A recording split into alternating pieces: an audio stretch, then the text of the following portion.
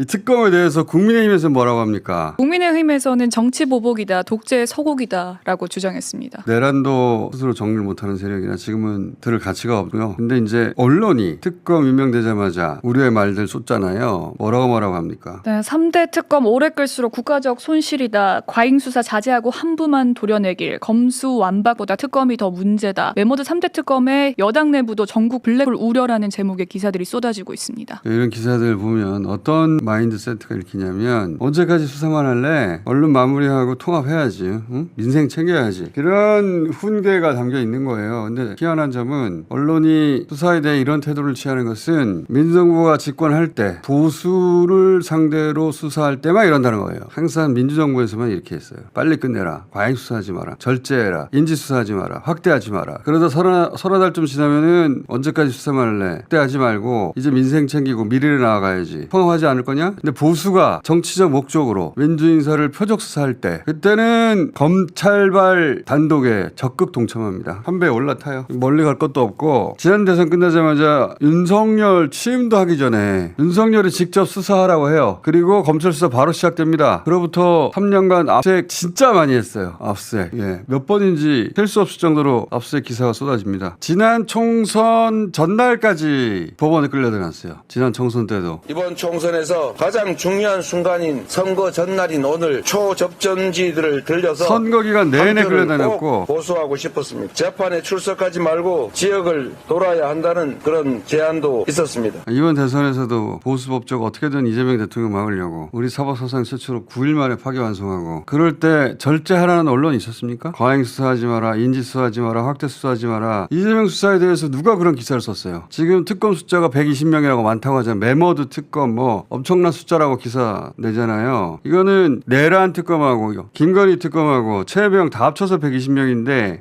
저는 내란 하나만 120명 해야 될 것 같구만. 근데 이재명 한 사람한테 붙었던 검사가 150명이라고 했었어요. 그때는 왜 과잉 수사라고 안 했어? 3년 동안 이재명 과잉 수사한다. 절제하라. 인지 수사하지 마라. 그만해라. 그런 기사를 좀 본 적이 없습니다. 한 번도. 조국 때도 마찬가지예요. 그때 표창장 개뿔 진짜 그거 가지고 그 부인은 4년 감옥 갔죠? 예. 4년 감옥 갔어요. 그 딸은 10몇 년을 공부해가지고 의사가 됐는데 현직 의사로 있는데 그 표창장 그거 가지고 고졸을 만들어버리네? 고졸을 만들었어. 그리고 학생을 보호해야 할 대학은 권력이 무서워서 학생을 버렸죠. 입학 취소하고. 그때 그러지 말라고. 그 정도면 너무한 거라고. 절제하라고. 그런 기사 쓴 언론이 있어요? 그때? 정치 저관여층이었다는 정민 씨는 이런 장면을 보고 무슨 생각했어요? 잘 몰랐는데 이렇게까지 할 일인가 싶었습니다. 그러니까 그게 보통의 감각이란 말이에요. 잘 몰라도. 그리고 결국 조국 본인도 감옥에 2년 쳐넣었잖아요. 법원 판결에 사실 판단과 법리 적용에 동의하지 못하지만 대법원 선고를 겸허히 받아들이고 저는 이제 물러갑니다. 감사합니다. 이제 가족 전체를 그렇게 하는 거는 너무한다고. 그만들 하라고 하는 언론이 있어요? 못 본 척했지? 제가 TBS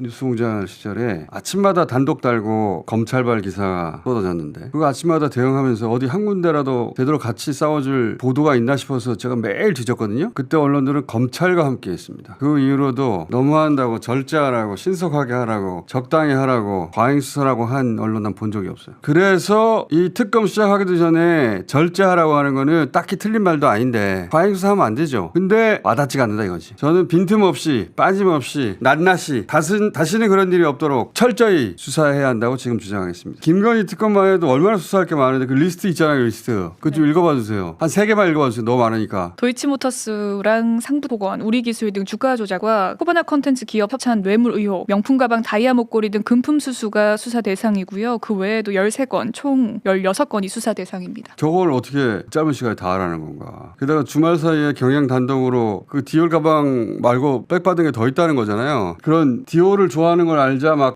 디올 명품과 선물권이 도배할 정도로 들어왔다는 거 아니에요. 저 하나도 우리가 확인이 안 됐는데 뭘 그만해. 그리고 마포대교 시찰 갔던 사진 있잖아요. 사진. 그거 내부에서 다 반대했는데 김건희 씨가 선정했다는 거 아닙니까? 내부에서도 절대 나가면 안 되는 사진이라고 했는데 이 사진이 김건희 대통령 프로젝트 힐건희 프로젝트 시작이라는 거 아니에요. 이제 정권이 끝나고 나니까 그런 얘기가 나오는 거잖아요. 그 봅시다. 힐건희 프로젝트. 진짜 있었어 그런 게? 힐러리 김건희 프로젝트. 진지하게 검토했다니까요. 통실에. 아니, 통일 대통령이라는 용어를 김건희 씨 본인과 측근들이 직접 썼다고 알고 있거든요. 통일 대통령이 될 거라고. 이게 뭐하고 연결되냐면 내란과 연결돼요. 김건희 씨가 대통령 될 방법이 뭐가 있어요? 있어요. 개헌 말고. 그런 내란과 연결 고리도 저는 수사해야 된다고 보는데 빨리 끝내라니. 제대로 수사를 해야 끝내지. 자, 그래서 저희는 특검에서 우선순위가 뭔지, 놓쳐야 될 게 뭔지 당분간 꼼꼼하게 다뤄보기로 하고요.